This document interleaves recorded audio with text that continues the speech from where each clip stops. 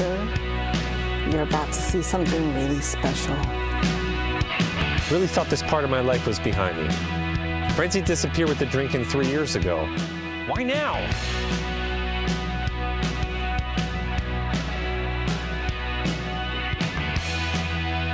This makes no sense, and I'm right on the verge of freaking out. Back from your life.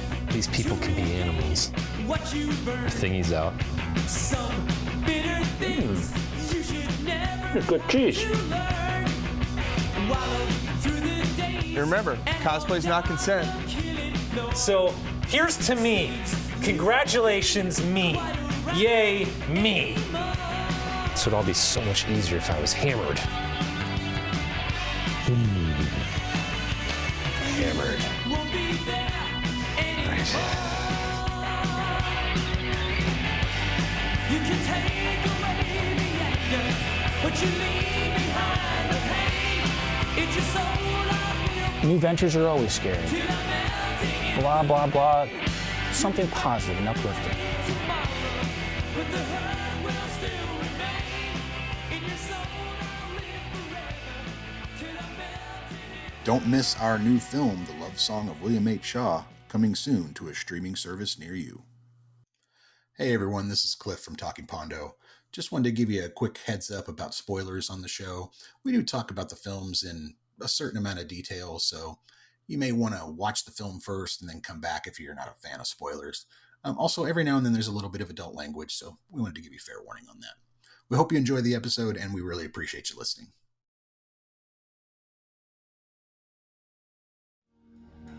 Welcome to Season 2 of Making Pondo and Talking Pondo. Talking Pondo is a podcast where Cliff and Marty give each other a film to watch and talk about them in detail. Some episodes will include a special guest. Making Pondo is a podcast where Cliff and Marty talk to people they have worked with and discuss their experiences on set.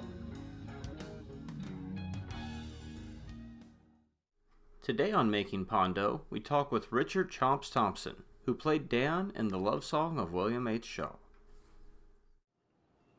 All right, Marty, we're back. We're back. It's another episode of Making Pondo, where me and Cliff talk to people we've worked with in film, TV, etc., etc. That's right. Who do we have today? Well, our special guest today, he was in The Love Song of William H. Shaw. He was. He played Dan or Ron. It doesn't matter. Counselor, yes. That's right. Oh, thank you. It's very good to be here. I'm Richard Chomps Thompson. Was very, very pleased to be able to be Dan, and that was his official name. Not that Billy could remember it, but that was indeed his official name. Exactly. But without spoiling anything, he eventually remembered it. He gets there. Eventually. But yeah, it was an awesome experience. I am ready to answer any questions. You have me on, and I'm ready to talk. I'm very excited. Well, thanks. First off, thanks for coming on the show. We appreciate you. Appreciate you being here, and thanks for being in the movie. We appreciate you. I've told you more than at one point that your work was. We really appreciated your work. It was really great, and it was fantastic to have you on the set. You're got good energy. You're not trying to distract people or pull focus. You're there. You're intent on your work, and you're doing what you're doing, and your work's good. So I really appreciated you being on it. I want to thank you. That's a mighty compliment. I appreciate that very much. Yeah. As soon as I saw you do the first take of the first scene, I looked at Marty. I was like, yeah, this is gonna work. It's gonna work just fine. Yeah. We're good. We're solid. This is gonna be good. You do really well, especially with reacting. I told Marty one of my favorite things is that he's really reacting off of Billy's lines and kind of some of the wild shit that Billy's saying during these scenes. You can really see him. He's the audience. Yes. You know what I mean? Going, oh my God, what the hell? No.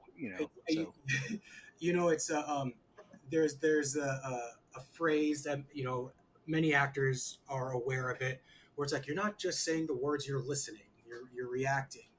But what I have learned is to really, really listen is to not expect.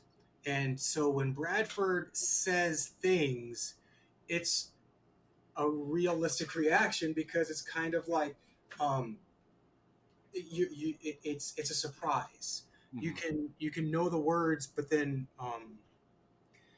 when you're working, when you're actually in that piece, it's new, and I feel that brings it to life. Yeah, you did a great job of it. Really good. Thank you. Really good. Super excited. Marty, So- what's our first question here, bud?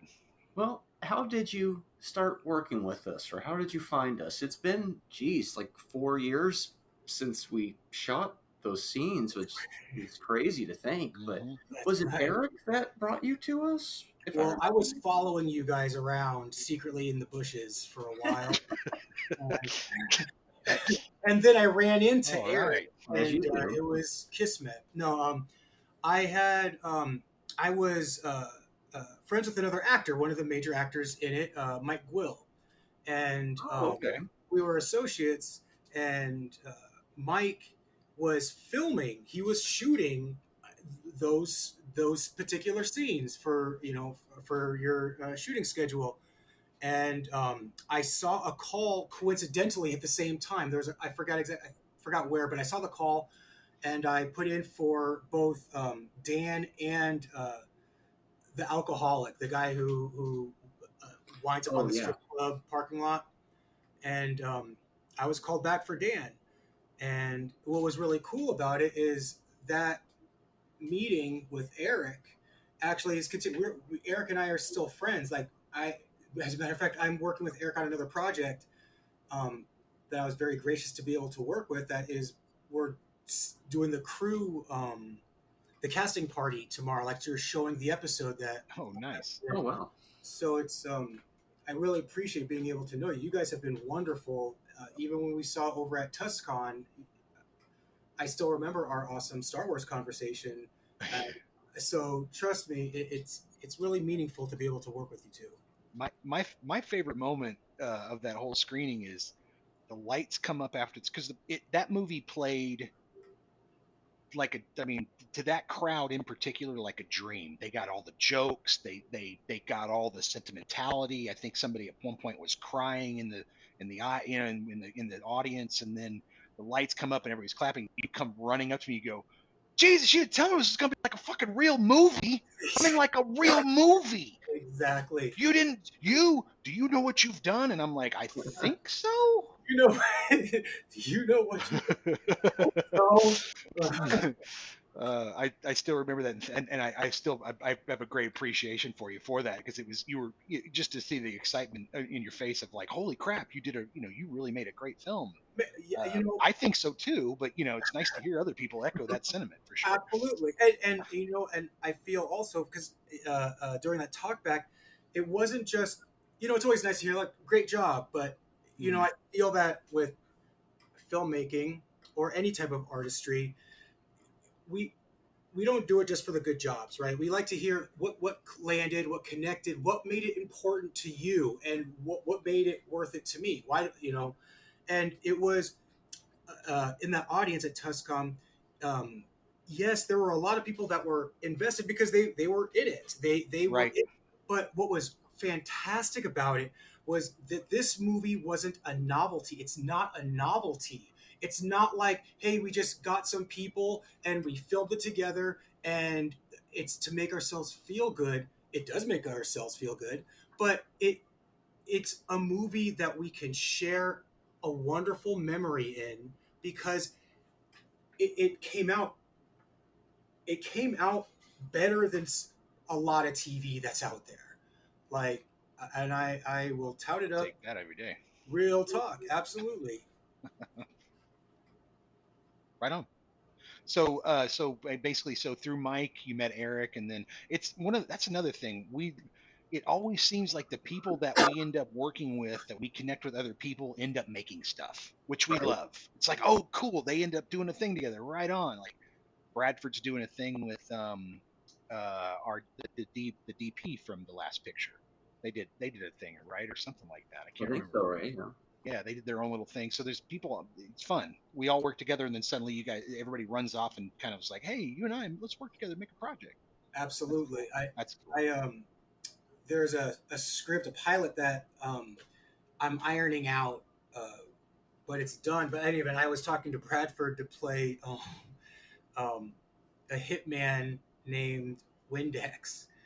That so anyway, because Bradford has that uh, that very sardonic quality. Mhm. That when he says something, it's like I'm tired of life, but I'm still here. No, I know exactly what you mean. Yeah. He does it very, very well. And any event. So, but you're right. Like there are so many people that we got to meet. Drew, I was in a couple theater pieces with Drew. Hmm. He's great. Oh yeah, he's a very, very, very, very proficient Mhm. performer. Absolutely. Yeah, smart guy, smart dude. He's sharp as a whip. Sharp as a whip. Sharp as a tack. Sharp, I'm gonna go with sharp as a whip. I like that. So, Sharp as a whip. Whatever. it's a whip with a knife tied at the end of it. There you go. There you go. That's the whip I meant. So you also do some screenwriting as well? Yes. So I am fortunate. I'll give the brief summary. Started off as a writer. I came into performing arts, film, and stage as an outsider. Love movies, love storytelling. Been writing for many years. I have like a James Beard nominee for some articles I wrote for some magazines a long time ago. I used to work for Gourmet News, so Oh, I wow. travel the country and write about food. And then it's- Cool. I got That's to eat very, a lot. that's very cool. Top Chef is one of my favorite shows of all time. I'm a big foodie type Mhm. dude. It's a very, very fun subject. Yeah, Um, absolutely. But and do technical writing. So I'm a writer by trade, Mhm. and Okay. I had written a couple scripts and put them out there. And coincidentally, on my birthday in 2017, I got a response back from a theater saying, "Hey, we saw your script. We want to produce it. Can you come in?" So I was like, "Yep, absolutely." I went to meet them, and they looked at me and said, "Do you act?" And I said, "I act every day." Mm-mm. And I started from community theater, being an agent of yes. Like anytime they said, "Oh, can you do lights?" I don't know it, but I'll learn it. Can you do set design? Sure. I would always say yes over and over to everything. And uh, someone had told me during a show in 2019, because I didn't have any formal training. I just did the stuff that I knew and what people kind of told me. I always listened to everybody. And this, who became a conservatory teacher, he walked up to me after the show and he said, "You're brilliant. You're so brilliant. You're going to make a fool of yourself." And which was a great. I was like, "Who are you again?" Okay. And he started showing me a lot of technique and form, Stanislavski technique, and from there I started moving into film, getting cameras or getting a camera and then another camera eventually, and Uh-huh. sound stuff, Yes, sure. light, just Lights, making a movie. I I've been very, very fortunate to be able to create with some really, really incredible people. Awesome. That's pretty awesome. Yeah, we always like to talk to writers and collaborate with writers and bounce ideas back and forth. That's cool. I didn't know you wrote at all. Honestly don't know much about you. That's one of the reasons why I brought you on the show. Is we kind of kind of learn a little bit more about Yeah, you. exactly. It's like leave them wanting more. That's right. So I won't tell you the big secret. But so my writing, I've written a couple features. In fact, just recently, just in October, November of last year, I was DP for a feature that is the assembly cut just got finished. Right on. It was a big shoot. It was a big shoot. So the stuff that I write typically, I try to expand my horizon. Right now, I'm writing a slow burn horror. I can't say too much about it because there is a specific contract in place that I don't remember if I'm allowed to say. But it's a slow burn horror from a well established horror writer, and it is. I consider it like a mix between Ari Aster's Hereditary and the assassination of Jesse James by the coward Robert Ford. So it's a Well, that's an movie. interesting mix. Oh man, yeah, it's we see storytelling, trauma, and the magic, the old magic of the desert, right, of the Southwest. So that's being done. In fact, I was writing it up because I have to have it done tomorrow. Um, Southwest Western horror, basically. Southwest Western horror, but but the thing is, so and I could talk for a lot longer. No, I mean we're literally in the process of writing Western horror as we speak, so that's funny. Oh, I would be so happy to talk to you about some things, just to hear what you got to say, because That's interesting. absolutely there, and it's what I. Speaking of Western, I think it's really kind of interesting. I feel that this location, Tucson or the Phoenix area, we have been stuck in a pigeonhole because of the past of filmmaking. Arizona is has a well-known past of being a huge filmmaker for a lot of the spaghetti western, not spaghetti westerns, but a lot of westerns and stuff that were able to be shot out here. Sure. And yeah, old Tucson's a real thing for a reason. Exactly. Yeah. But when they stopped that, people stopped coming. But what is interesting, I've recognized, is that larger studios that do come out here, because we've had a couple. We've had HBO that came out here for a pilot. J.J. Abrams came out. Yeah, I remember that. Yeah. I was fortunate enough to do some PA work and grip work with a couple of other bigger. I say bigger. That's all small budget, but like 500,000 or 200,000 movies that came out here. But the bigger studios, they see Arizona as a Western, as a place for sure, cowboys, cowboys and shoot 'em ups. Yeah. And I find I was talking to some friends of mine that Tucson especially, but Arizona in particular is has a Southwest surrealism about it. Tucson's weird in a really great way. It is unusual, and I feel that if there was a project that could help illuminate the weirdness of how the history of the Wild West is a part of us, but is not the only thing of us, they would see a very, very unique place to film it that wasn't just catered to Westerns. Yeah, I mean a few have happened in Tucson, like Revenge of the Nerds is filmed at the UA.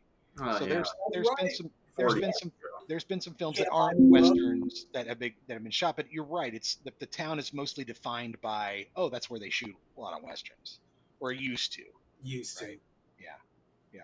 I think one of the last big ones that came here was like Transformers 2 before the tax incentive ran out. So we were getting, because they'd go to like the airplane graveyard and do stuff like that. But yeah, it's mostly old Tucson.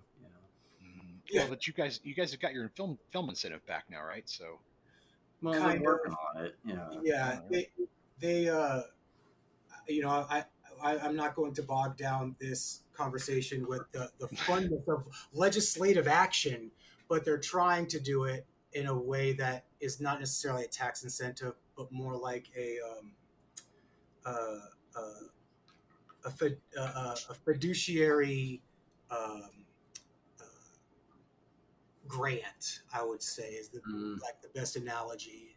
Like, if you come here and you say if you're from an outside company and you're gonna come here and it's gonna cost you X dollars and you can show us X dollars because you're bringing people in, then we will pay you money so that you use the services out here that you can use. It's cash up front. It's cash up front rather than cash recouped after, basically. Yes. Interesting. Huh. Yes. Because if I understand correctly, it's tethered with the tourism department and the Arizona Commerce Authority, of which I'm actually registered with as talent and crew, where Arizona now has a repository of filmmakers and actors that when a company or production house from another state says, "Hey, do you know anybody? Do you have people?" They literally go to their registry and they could say, "These are the people," and we've certified them. It's a certified process, Right. which they're going in the right direction, right? Like of legitimizing filmmaking out here. Mhm. Interesting. I'm glad that's still a thing because that was a lot more prominent before the internet, but now at least there's still. I mean, Oklahoma's tax incentive opened up. Oh, I mean, man. Killers of the Flower Moon was shot here. Reservation Dogs is shot here. Tulsa King is shot here. Bunch of stuff, bunch of great stuff is being shot here, and there's a lot of production. I mean, there's production companies that have popped up everywhere, supplying these productions with people, and there's even weird like apprenticeship programs where you can get into a production company and be kind of apprentice your way into being I'm a PA, I was a grip, now I'm into electric. Now Yes, exactly. which is fantastic. It's really good, and yeah, I'd like to see you guys get something like that going. That would be great. I wholeheartedly agree with that. And it's good to know that there's a place to look for where the talent is when we start putting a. Oh, dude, that's yeah. Every time that we do it, it's like, well, Craigslist and this person, and do we know anybody? And I think our first film, like our first real one, was mainly off of Craigslist, where we just and then flyers in different places trying to get together an audition. You know what? And I imagine you know this analogy. A lot of times it's like, hey, do you want to be in this? Sure, great. You said yes. No takesy back, please. It's like, and the lovingly you take what you can get a lot of times, True. But it's really nice that there is now, I feel, an environment in Tucson, at least, that I've noticed where those that are performing are taking it more seriously. Now, mind you, I've only been. I want to preface what I'm about to say. I've been a part of performing arts, and especially Tucson's segment for like the last 7 years, 7 years. So I'm a newbie, right? But I had recognized that there seemed to be when I first started, there seemed to be a reliance on, hey, we need somebody, let's get anybody. And a lot of the anybody's recognized it. And I feel that when incentive in bettering your craft starts becoming more apparent, the quality of the thing that you are doing is better because you are doing better, but then also the credibility from others that want to work with you increases. And so it's not just we need anybody, we want that person. Yeah. Mm-hmm. And we're it's taken some time, at least in my perspective, but I feel that it's been moving that way. There's some really fantastic, talented artists out here. Mm-hmm. I feel kind of the same way. It's funny. About 7 years ago was when we made Revenge of Zoe, and that's when we started really switching into a newer level of more, I don't want to say more professionalism, but more putting a value on yourself and what you do, so people less taking what you could get and more making choices. And not demanding things, but searching for better things. Having the ability, being able to find them. Having the ability to crew and more cast rather than, hey, can you get in front of the camera and read a few lines, to actually holding auditions and bringing people in. And then you're working with people who want to do the craft as opposed to people who are doing you a favor for the weekend. Exactly. That's absolutely right. I wholeheartedly agree. Absolutely. Because we're just trying to move forward with it. I mean, there's nothing wrong with doing film as a hobby. And we kind of started almost in that way, but we always had the goal to eventually, I mean, don't quit your day job, as they always say, but it would be nice to be able to get the machine up and running so we're making a movie every year or two. Absolutely. Maybe getting a little notoriety. People watch it, like it. Yeah, I mean, and the reality is, this work, filmmaking, and filmmaking in particular, but all performing arts in their own particular ways, is the most unique, I feel, most unique profession, because it's the one thing where you pay for it first before you can get get financial compensation back. Mhm. And you had stated something, Marty, that I think I mention this a lot when I talk to my friends. It goes back to understanding the business of things, the business of art. And so like I said, I was an outsider. I worked for an engineering firm. I was working with an engineering firm when I first started doing movies, and made an original manuscript for Tucson Fringe Festival, which had Tucson Fringe Festival change their rules because it was a thought-provoking piece. And and I was very pleased with that. But one of the things that I feel that is not really taught, or not really conveyed clearly, is that there are multiple ways for artists to get compensated, and I find it in three particular ways. There's credibility, there's visibility, and there's financial. And so, for instance, and knowing how to navigate what is worth doing something for, what you're going to be compensated by, is really important. There are projects that I'm not going to get paid, but I want to work with these people. I want to work with them so much, and I want to make sure that they know who I am. There's a thing like, yeah, it's not paying much, but you know what? I said I would do it. I know they need me. I'm going to help them out. Or there's other ones where it's like, I'm kind of invested. I'm cool with the project, but I'm really needing to make sure my bills are paid. And by recognizing that, I feel that it gives filmmakers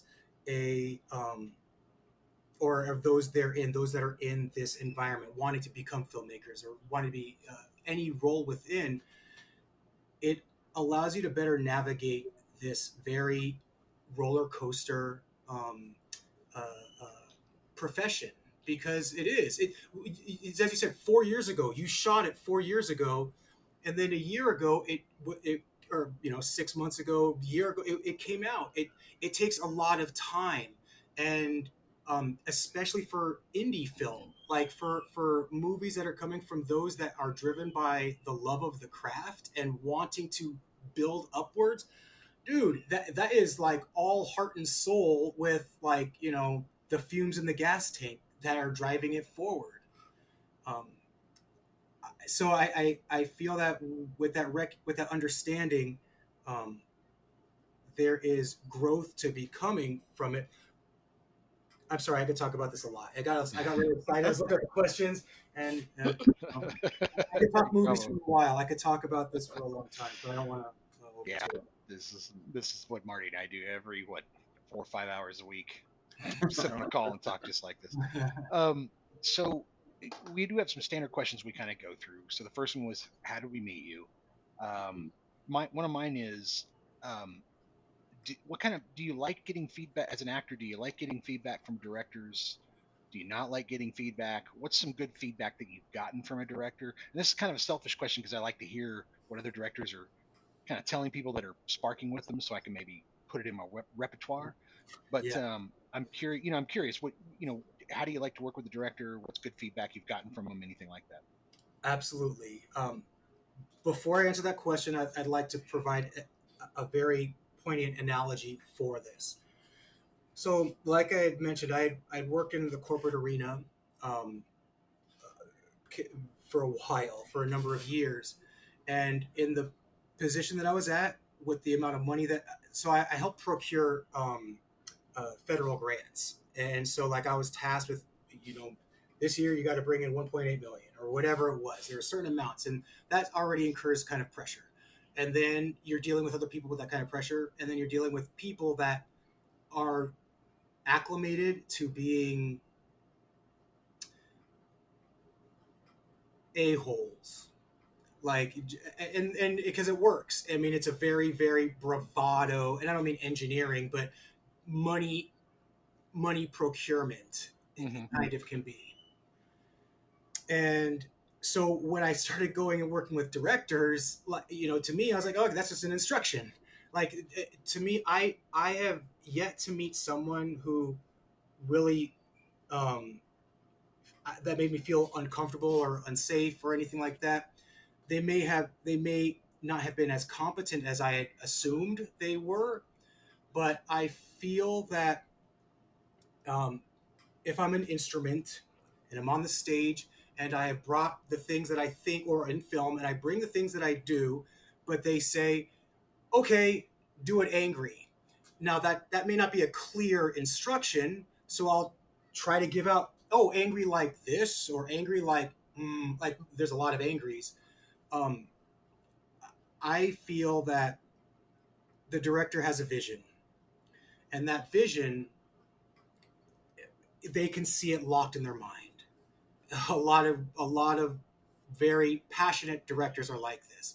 Their ability to convey it may not be as articulate, but they see something that they want. And for me personally, I've worked with directors that didn't know how to articulate very well, but thank goodness I knew how to ask questions to get what they were trying to get at, which I don't think some actors or some people can have, because as an actor, unfortunately, when you do your best, I was practicing all week. I know my character. He grew up on the hard streets of wherever, and I made up this whole world, and I'm going to say this line. The dogs are over there. And they're saying, all right, that's fine, but can you say it like sadder? Many people, especially that are new, I feel they take offense by it. Like, are you saying that what I'm doing is not good? When that's not it. It's like the directors are saying, hey, look, no, you could be great, but I don't want a pizza. I want a steak. I'm asking you to give me a steak right now. And so when it comes to the best director that I've got to work with,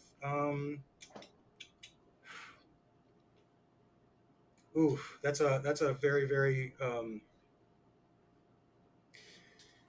that's a hard question. No, best feedback from a director? Yeah, best feedback maybe, or As just you're like singling somebody out, Yeah, is there something? Yeah, Yeah. You don't have to call anybody out, but was a piece of feedback that you got that was like, oh shit, just light bulb. Okay, so I was in a movie where I was playing an abusive husband, but the thing is that they did not show any physical violence. It was just a domineering element, and in this particular scene, my wife was going to leave, but I stop her from leaving out the door, and then I don't even push her, but it's like I get in her way so that she has to back inside the room, and I just close the door, and then you start hearing like that muffled argument sound. Sure. And after that scene, I got the best type of response where they were like, no, I know you're not really like that, but man, that was kind of scary. Man, I know you're not like that. When people are trying to say, I'm not really scared of you. I know you're not like that, but dude, like, so that's always good. It makes me feel like, okay, I'm bringing what needs to be. Gotcha. I love it. Is there a dream role as far as acting goes? Like any particular type of character you'd like to play?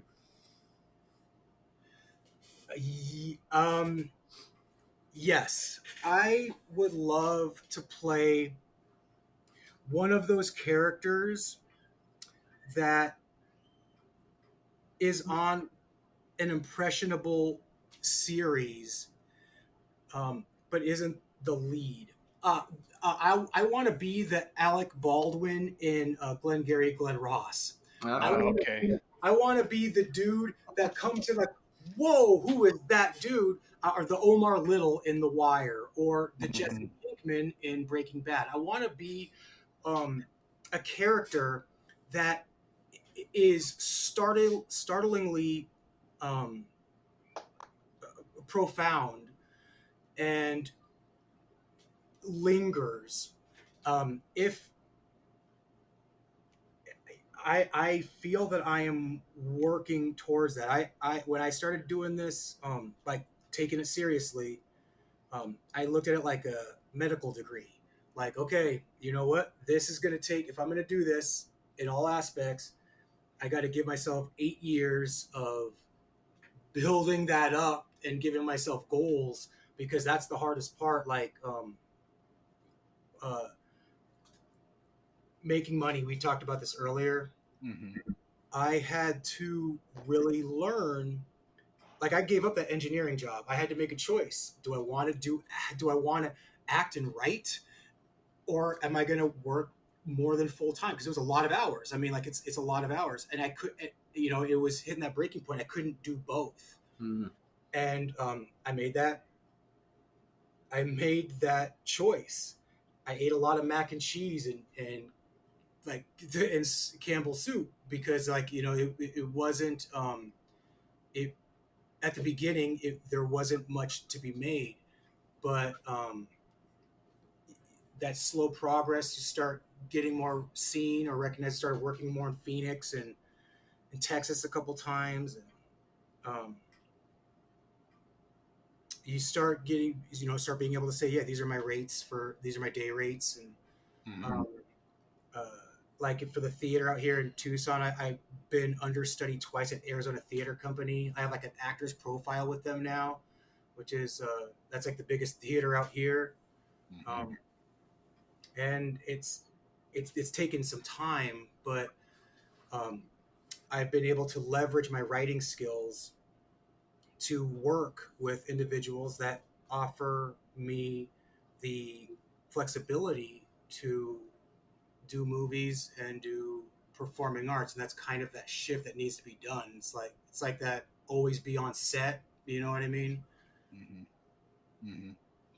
Yeah, it sounds like I was going to mention, you were talking about the characters like that, and like Giancarlo Esposito, like from Mad Men, Yes. jumped to my mind immediately. That sort of Yes. that Yes. powerful, important character that comes in and sort of profound. So, yeah, Absolutely. yeah. Yes, if I may share this, I have a film reel on my page. I didn't realize it when it was put together, but when I watched it, I was like, oh wow, that's an interesting cue. All of the major roles that are shown on this film reel, I'm doing this. I'm pointing at people, and I was like, wow, okay, that's my signature move. There you go. Hey, it's good to have a signature move. If you look at most actors, big film stars, they play the same thing. Clint Eastwood made a career out of 40 years of playing the same gruff asshole in every Absolutely. movie that he was in, right? Because he knew that's what the audience responded to. You find the thing that you do that the audience responds to, and you try to. I mean, even when you play a different character, you're probably going to work that in some way because you know the character. Audiences like to respond to it, right? Absolutely. That's why Vince Vaughn's kind of patter is so. He does it in every movie almost, right? Because he knows what the audience is like about him.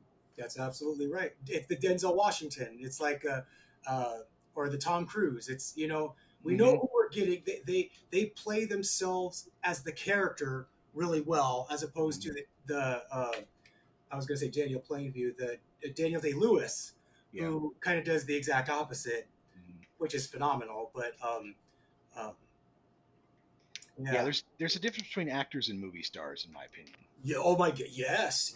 Absolutely. I mean, movie stars are like I was talking about. Well, I want to play that same character, but I want to do it as a pirate. I want to play that same character, but I want to do it as a race car driver. I want to play that same character, but I want to do it as a cowboys and Indians, western. And then, real actors are like, I don't give a shit what role you give me. I'm just going to do the role. Exactly. That's yeah. You're absolutely right, and I feel in my particular case, it took a while to learn. I had to start really learning and exercising saying no, because that's a hard thing, especially in an environment where saying no can mean you may not do anything else with people, right? Mm-hmm. That one role where you're being the bus driver again or being the thug again could have led to being the president and whatever. But you have to make those determinations, and I feel that because I write and sometimes produce, I've afforded myself, and this is the best way. If I really want a role, I will write myself a role, because I can guarantee myself that. Like and it sounds glib or it sounds like a glib aspect, but the reality is sometimes if it's a project that I'm passionate about, if it's a thing that I wrote that I'm like, oh my god, I love this, I want to do this. Right. Sometimes that's the only way it's going to be done, right? Until I am recognized enough where I can write a script, and then someone says, "Hey, here's money, go do it." Yeah. Like, okay, well, if you insist, but I'm not there yet. So that's the dream. That's absolutely that's absolutely right. Absolutely right. Yeah, we know that too, because yeah, we write scripts for ourselves, so we have something to make. It's that kind of, but it's also the stories that we want to tell too. So you get that as a writer. Yeah. Yep. Do you have a music movie? So I like to ask this question, and sometimes it will confuse the guest, which is understandable. But do you have a movie based on music that you like, or about music, not necessarily a musical? I know what you're saying, like a musical theme, a tone. Yeah, like a That Thing You Do, or a Nashville, or a Daisy Jones and the Six. Something. It doesn't necessarily have to be about a band, but it's about music, or that isn't necessarily a musical. Do you have a favorite? It could be. I do. It's a weird question. I get it. No, not at all. I mean, the one that pops off into my head right away would be The Doors, because you see. One of my personal interests, one of my favorite subject matter is the plight of the artist. And that may be why I'm so into these movies, Marty, a little bit, is the whole plight of the artist thing. That makes sense. And it's like there is a struggle, no matter what. There's a struggle even with success. Going to The Doors, seeing Jim Morrison literally be so destructive but find creation in it is like the Pablo Neruda like artist. He's the dude that refutes his own life. He would give up his life for that art, that music, and he definitely put himself through the paces. And I kind of feel like it's like I think we're all familiar with Taylor Swift. Taylor Swift, the multi-gajillionaire who writes very similar songs, but hey, they are catchy, and I'm not gonna knock them. There's some songs I'm like, all right, cool, and her determination is inarguable. Oh yeah, you gotta respect the grind. The grind, and someone, I forgot who had said this. It was Lana Del Rey. Like someone had asked her, well, what do you feel about Taylor Swift? Her iconography. And Lana Del Rey basically said she's where she's at because she wanted it that bad. She wanted it that bad, and you don't get to the top without a massive amount of drive. No. And a massive amount of effort. I mean, there's definitely a massive amount of effort. And a massive amount of money too. That helps. A massive amount of money. Yeah. And eventually now she's insulated with an entire machine behind her, right? She's built that up. And here it comes. Here comes the Taylor Swift machine. Exactly. I will say this, and this is not knocking it. This is recognizing origin. No, that's just how it works. That's how it works. Like it's like it's like a lot of the famous actors, the Henry Cavills, the Emilia Clarkes, all these people. They, I know pivoting from musicians because I do have one more music movie. Oh, please. No, go ahead. That's a Selena with Oh, fuck, I love that movie. and the only reason I bring that up is because That's the what line made J-Lo a star, dude. it did. That's the movie that made J-Lo a star. If there was one sentence from that movie, is there a sentence that you remember from that movie that you could recall right now? No. So for me, it's always I'll do anything for Salinas. Oh, yes. Oh, that's right. Yes, for Celine. I'm gonna put it in the garage with torn from the bumper of Celine. Yes, exactly. That's fantastic. I'd forgotten all about that. That's so great. Absolutely right. Oh man. Going to the plight of the artist and then like filmmaking again, one of those illusions of being an actor or being successful, and I mean successful as in you make so much money, you're in magazines, you're being talked about on websites and stuff.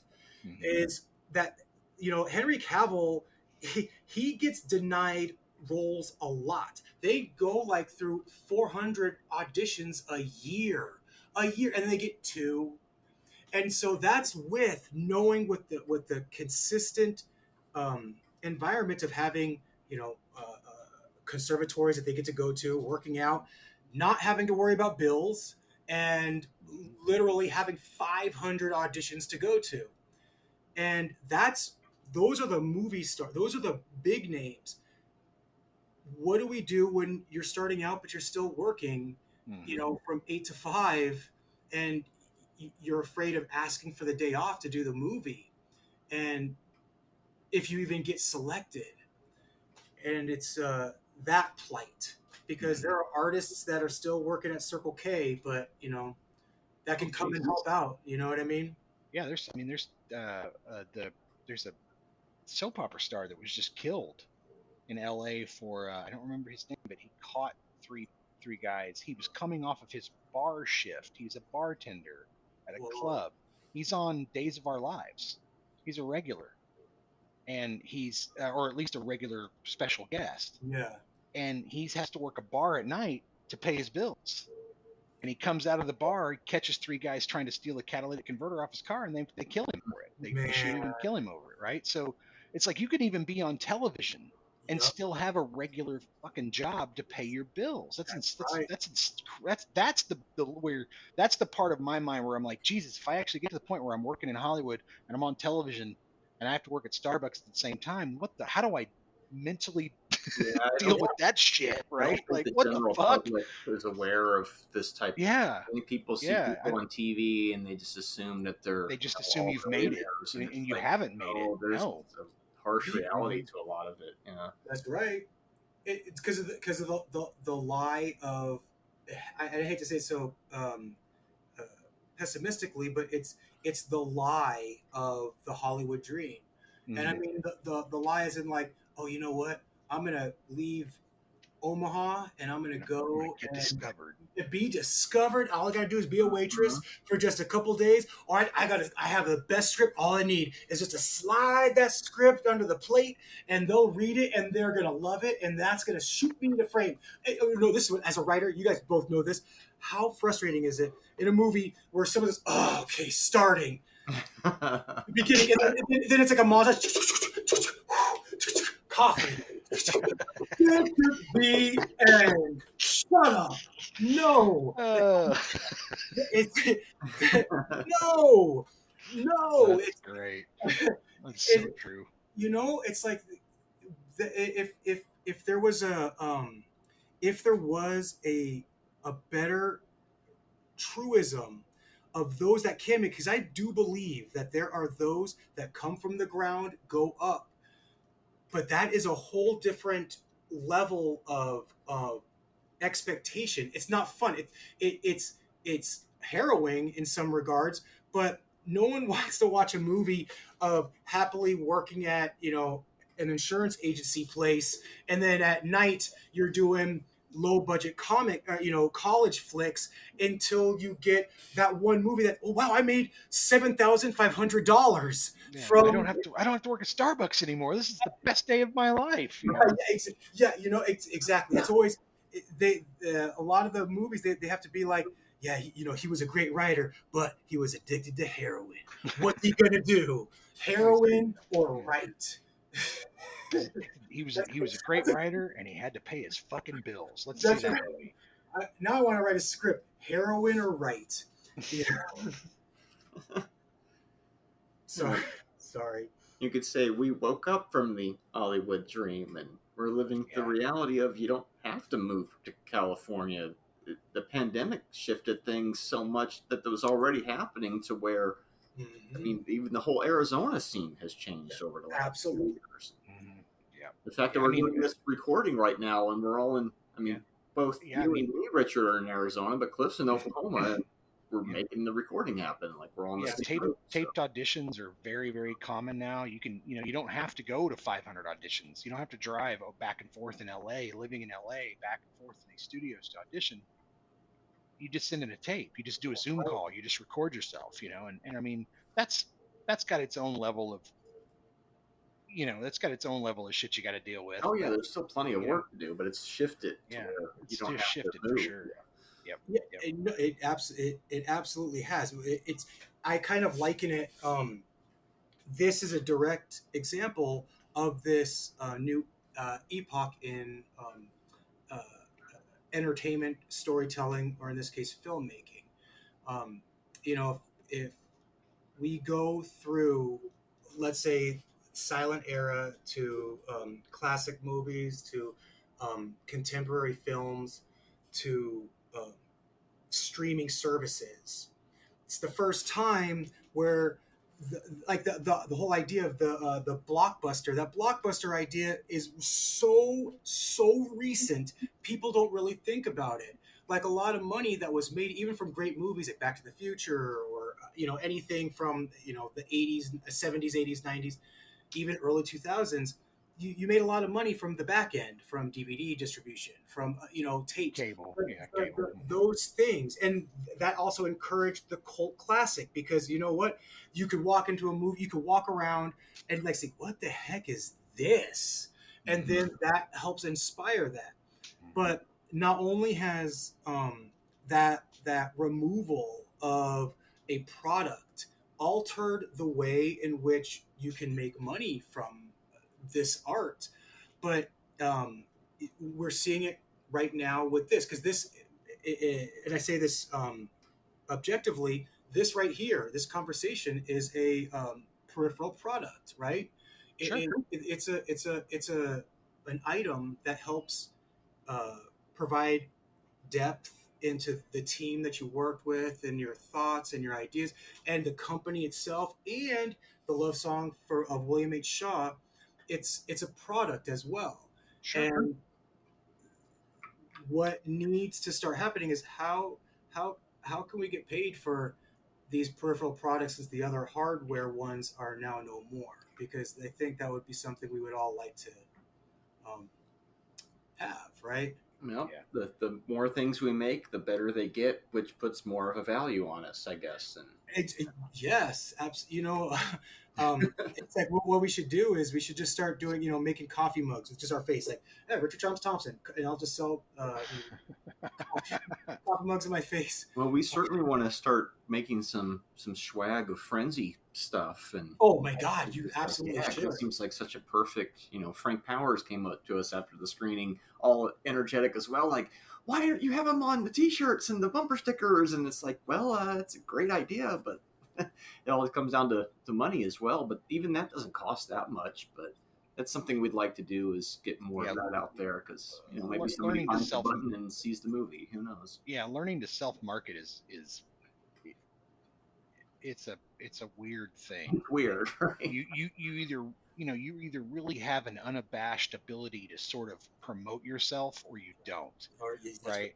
And to me, it's almost comes down to like a lack of self-awareness, right? Where like there's a certain person that's like, I don't give a shit, this is me, and then other people are like, I That's fair. That's absolutely. You know, That's so absolutely fair. and I'm not shitting on the person who has that ability. I kind of admire it. You know, I mean, I admire this ability to just kind of constantly self promote yourself. I don't watch Vanderpump Rules or the Kardashians, but I admire this constant ability that they have to.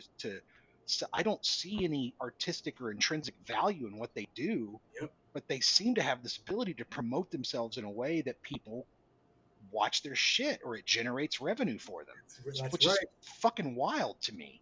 Yep. But I'm not hating the game. You know, I may hate the game, but I can't hate the player. No, I exactly. just, you know, right? Like, I get it. I Right. go make your money, go do your grind, go do what you got to do, but I don't get it. No, because, and I wholeheartedly agree. And because when it comes down to it, also, it is a realization of what you want to do. I remember. I don't know if you're familiar with Avai Diamaco. He worked out here. He was a really fantastic filmmaker out here. He's moved to Texas. And I'm so fortunate to work with him. He's shown me cinematography stuff, blah blah blah. But anyway, so we were talking, and I was saying, "Yeah, man, I need to get I had a zoom wheel for my lens, right?" And I was like, "Yeah." We were talking about it, and I was like, "Yeah, I need the particular attachment." And he was like, "Well, yeah, no, this person I go to, they make it. They have a 3D printer, and they make them." And I said something like, "Oh, dang, I could buy a 3D printer and make it." He said, "Wait, do you want to be the guy who makes those things, or do you want to be the person who is using it? Because it's gonna you're taking away from the thing you want to do Right. by doing By that." trying to do everything. Yeah. Yeah. Yeah. It's like That's the biggest thing that we learned. Sorry to interrupt. We learned, stop trying to do everything. I mean, you Pay have the money. Pay the money. Pay the fucking money. You're gonna have to find it, right. but pay it, and let a guy worry about your shot. Let a guy worry about your, or guy or girl worry about your audio. Let this other person worry about your set decoration. Let somebody else worry about your damn script, so you can focus on what the you need to do to get it across the finish line in the best and get your, like you said, this vision in your head that you've had this entire time. You know, everybody who's creative or is an artist who's at the helm or the forefront has the vision, has that idea of this is how I want it. Yep. You know, and so yeah, I completely agree. Not to interrupt. Apologies for interruption. But yeah, it was absolutely. You are all good. I 100% agree with you. You're absolutely right. I mean, in the beginning, you know, you have to wear every hat. You don't have a choice. You but, do. You know, we're coming up on our 6th film, so we're hoping we can have a larger crew. And it does help you learn like the jobs, like where you're like, well, this is kind of how I like my lighting to run. This is kind of like what I want my sound to sound like. But then people who are really good at it deliver something so over what you expected. You're like, oh my god, that's fucking perfect. Yeah. Well, so and I would say that like so from starting at the beginning, you're absolutely right. Like, you know, if it's your first project and no one knows you, or usually that drive, like, I'm going to make a movie. You don't even know what the thing is. You could have read all the books. Yeah. Most likely, you don't read any of them. You just know I can do this. I can do this. But it goes back to those 3 forms of compensation, because I feel that, like, in probably this case, you had even said there were people that you knew that, hey, they wanted to do grit. Right. Put them in front of the camera. Yeah. And you know what? Like, sometimes that just giving that chance, like someone said, I don't know it, but I want to learn it. Then let's go ahead and learn. Bring that, and that is a lot of times more than enough. I mean, it's best. What's her name? Beans who's the producer? She was one of the producers. She was also in Love Song for William H. Shaw. She was the one who said, "I like him. He's feisty." Biscuit. Yeah. So she and I, when we were at that film festival, she and I had a connection because she does microelectronic work, and that's what I would do. I would write papers on that.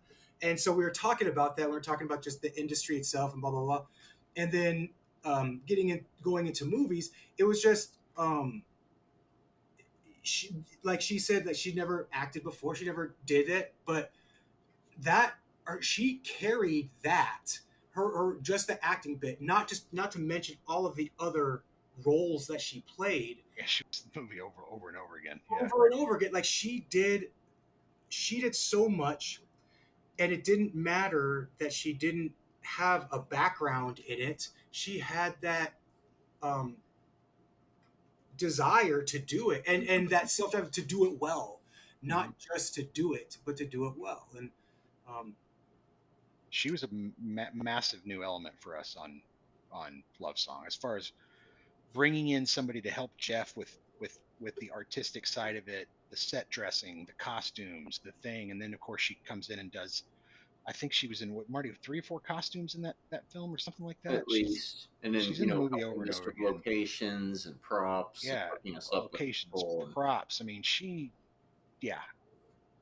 went from being in the movie to being an associate producer to now where she'll probably, end up being a co-producer on something at some point, because she's beginning more and more to understand how films are made and the elements that make them up.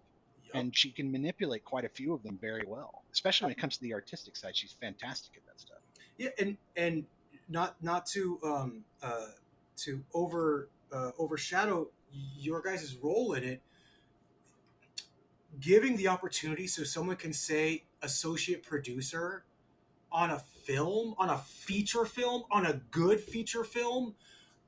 That is a credential that many students in film school don't even get to. Like, it's, you know what I'm saying? Mm-hmm. It's really, I feel, from what I know, from what it always sounds like, that the relationship that you guys had with the crew, I was only on set with you guys for one day, and it was a fun ass day. It was a great day. Fun ass day. It was awesome. Like, it was a great day. But I could tell right away that the biggest one, you guys are professional. And I say that, because a lot of times you held a standard of professionalism in how things are going to be done, what was required, what was needed, and how people should carry themselves on it. You can tell when you're on set when people don't care. And you guys cared. I mean, we don't people like that. If you're not into it, don't do it, because we're not paying much. Like, you gotta love it, you guys, because we're gonna feed you, and you're gonna get a little bit of money out of it. We'll drive you to set, if you need. We'll drive you to set and that type of thing. But other than that, bro, you gotta love it. Because we're gonna ask you to be working for 8, 10, 12 hours. You gotta master our passion for it, Yeah. Mm-hmm.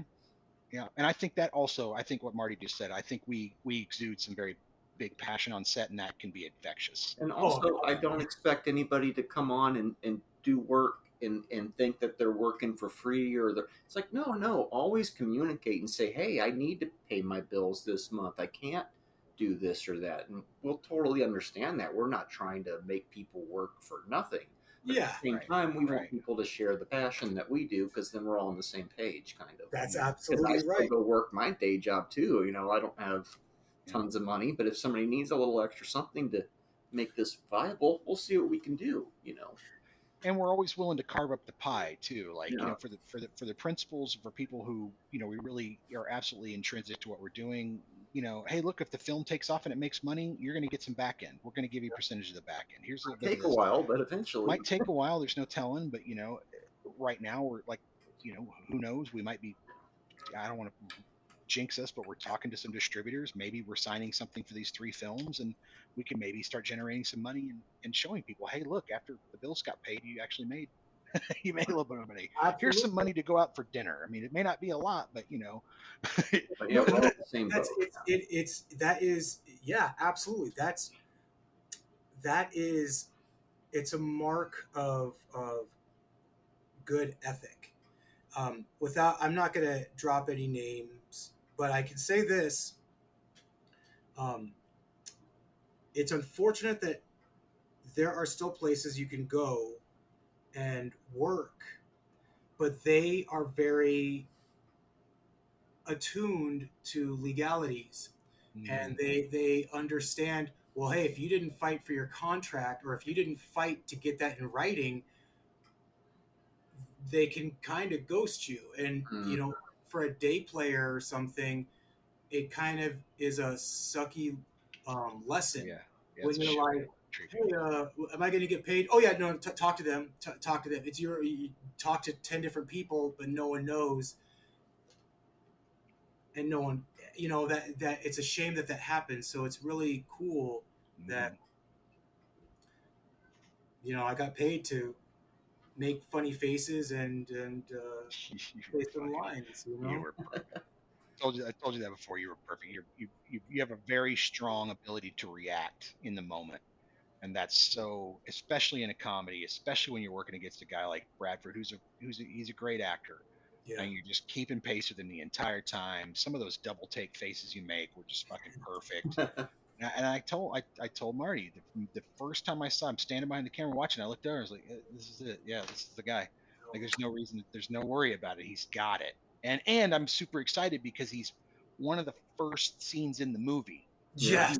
And he's there and present. He's the audience reacting to Billy, and he's giving the audience these cues to how we're going to react to Billy throughout the movie, and fucking nailed it, man. If it'd been just some guy standing there all, waiting for the scene to be over, you got a little bit of Alec Baldwin there. Oh man, yeah.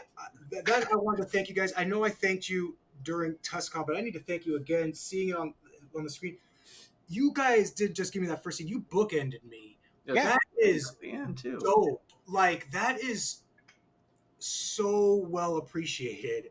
Yeah, you get to pass out the chip at the end and bring him up and congratulate him, and exactly like.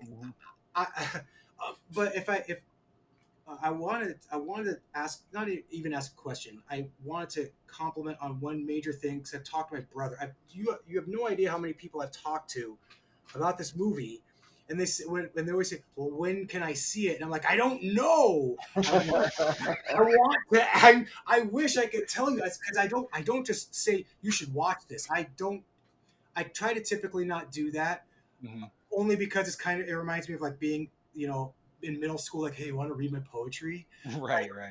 But and so if someone sees it and they happen to see it, that's cool. But this I've been plugging, but I wanted to just ask one question if I can. If you have sure, more, totally fire away. No, fire away. So this was my introduction to the Revenge of Zoe trilogy. Like, I didn't even know about them until this, and so just as one major compliment, I think if you haven't heard it, you need to hear it again. You made the third movie so well, you did not need to see the first two to understand what happened in the first two to get it. That is profound. Just by itself, that's fantastic. But the second larger one, the one that I found myself talking at length with my spouse, probably to an annoying degree. We've all been there. Is what the setup was, because I was like, this movie, what I always say, like, what made this is a movie. This I was telling my brother, dude, you could put, if you happen to click on this movie on Saturday afternoon when you're hanging out at home, you would keep it on that channel. That's the kind of movie this is. That's how good this movie is. You could be at home and you click it, and if you click to TNT, when you're just channel surfing or just like, I don't know, to watch it, you happen to see a thing, and then you're kind of stuck on it. You're stuck enough to not keep moving, and then you're like, all right. And then you watch and you're like, dude, I didn't even, it was a surprise. That's this kind of movie. So you guys presented very, very realistic and dark subject matter in such a lighthearted way. It reminded me of movies in the 80s. And that to me is a compliment. It should be the biggest. I take it that way. Yeah, absolutely. It's like, it was, we movies in the 80s were movies that were their own self-contained universe that believed themselves. That's all you needed to know. And this is the type of movie that, like, when you think about it, um, uh, uh, uh, uh, William drinking, that scene when he says, "So what? So excuse me while I save the world." Dude, that's a T-shirt right there. So excuse me while I save the world. Like, those things were literally, he goes on a bender to force his friends to, at least, because he knows that guilt of doing what's right, that's what's going to take. There are so many elements that were rooted in realism that it's kind of like the Revenge of the Nerds, like those thematic elements that people bring about, like, in a new era of perspective, when they're like, the dude was wearing like the guy's mask when he was with the other guy's girlfriend. That's kind of not cool, but you made a movie that was so smart. It was smart, and I remember the conscious choice of, because we're like, look, in the Revenge of Zoe, Billy's off his rocker. He's pretty, out there on drugs and so on and so forth. And they really, the boys kind of walk him through that, right? So the next step is what's his sobriety like, right? And I remember Marty and I making a conscious decision, talking about it, and I'm saying, well, look, I'm a child of Alcoholics Anonymous. I've been through that. I can easily represent that in a very realistic manner. However, it's going to be a fucking bummer. There's not a lot of comedy there. There's not a lot. I mean, the reality of alcoholism isn't. It can be. There are times when some, the absurdity of it is very funny. But that kind of comedy we were going for was, so it was like, okay, we're going to have to just kind of take this approach where we deal with the seriousness of it, but we don't acknowledge it, and we just sort of move past it in a way that's lighthearted, but also you can see him dealing with it throughout the movie and getting to that point, like breaking sobriety, like you said, breaking sobriety to force his friends to kind of deal with their shit is what he knows is going to work, and because he's tried everything else and it's not working. Yeah. And even more so, this is another dark point, which is beautifully done. His friends, the people that, yes, he hurt, but that were important to him, didn't even go to his sobriety. Right. Like the one the overarching theme that I saw was about not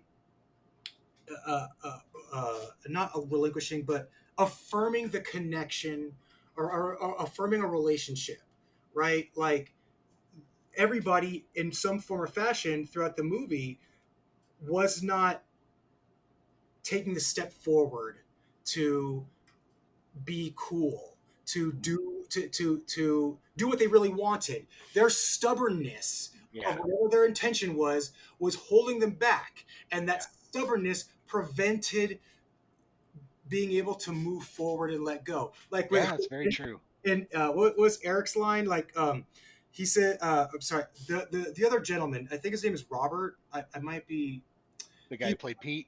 Yes, Pete. Nate. Yeah. So it's in the third act. They're sitting in the car, and Nate's like, "Well, maybe you should just have like a better personality." Touche. Yeah. Maybe you can explain to me how you overcharge your customers by 40% and they still buy shit. And he's like, "It's called charm, dick." Called charm. Charm, dick. Exact. It's called charm, and it's like, touche. Like, that's touche. It's those things. Man, all of that. I will say this. I said it before. I'm not going to try to make more work for you guys, but if you ever needed someone to do something for like a series, or just, hey, make a beat list, or hey, make a summary of, because dude, the characters are awesome. These are people that I want to watch, and God, I mean, I hear that. I hear that from so many people, Marty. It's like we've talked about breaking it down. We've talked about taking the 3 films and breaking it down into 3 seasons for Netflix or some series, and just saying, look, just give us, I don't know, 100 grand an episode, $50,000 an episode. We could probably knock this out pretty easily, and give you, 10 episodes a season, 30 episodes of this growth of these guys as they go through owning this comic book store and meeting this dude, all these different things. So it's funny that you say that. Like, I've heard that from more than one people. It's like, these are characters that I really want to hang out with. Yep. Which is cool. Yeah. Oh my God. They are. If that happens or whatever, please keep me in mind. Or even if it's for horror movies in the West, I hope that you reach out. We've got some stuff on the burners right now. It's time to go. Pardon my language, or pardon my cough. It's time to go next level, I think. So we're looking at a $100,000 movie, probably, or something in that range. So it's gonna have to be a hell of a script. It's gonna have to be a hell of a cast. All that type of stuff. So I mean, all these people that we work with, that's the one thing we do is we end up assembling this group and just moving forward. And as we move forward, the group kind of grows, right? So unfortunately, you're in the Pondo family at this point, and really there's no escape. There's no escaping it. Because it's like a black hole. You're not escaping the orbit. It's too much gravity to pull you back in. So. That's exactly right. Yeah, hey, absolutely. That's absolutely. You'll hear from us for sure. Oh man, that's yes. Oh yeah. Yes. Probably the first thing will be to come back on and talk about a movie like we were mentioning. Yeah, like we'd love to have you on and give you a movie, and you give us a movie, and then we'll just talk about, we just review the movies and talk about it. That's what our Talking Pondo. That's what Marty and I do. I give him a movie, he gives me a movie. We just did Breaking Away and the Mystery Science Theater movie. That was the last 2 that we just reviewed. So we'd love to give you, the 2 of us will give you a movie. You give us a movie. We'll watch them, and then we'll get on the podcast and talk about them. Yeah. Oh my God. Yes. That'll be fun. Absolutely. I would be down for that. Right on. Marty, you got any other questions you want to ask? Well, I think we really ran the gamut there. It was a great conversation. It really was. It's been fantastic getting to talk to you again. Like I said, you were fantastic in the film. I loved your vibe on set. And I definitely would like to get you involved in something or in some way in something else that we're working on. So when we get to that point and we're ready to bring people in, I mean, I'm sure we'll reach out to you. Oh, yeah. I'm thank you very much. I'm very, very excited. Of course. Yes, we are too. All right, guys. Well, Richard, thanks for being on. I really appreciate it. And again, we'll probably hit you up here in a bit and we'll do that whole Talking Pondo and you give us a movie. We'll give you a movie. That'd be fun. Man, yes, please. Yeah, please reach out for that. I'm very, very happy to do that. Awesome. Right on. All right, guys. We'll see you. All right. Take it easy. Bye-bye. Thanks, Richard.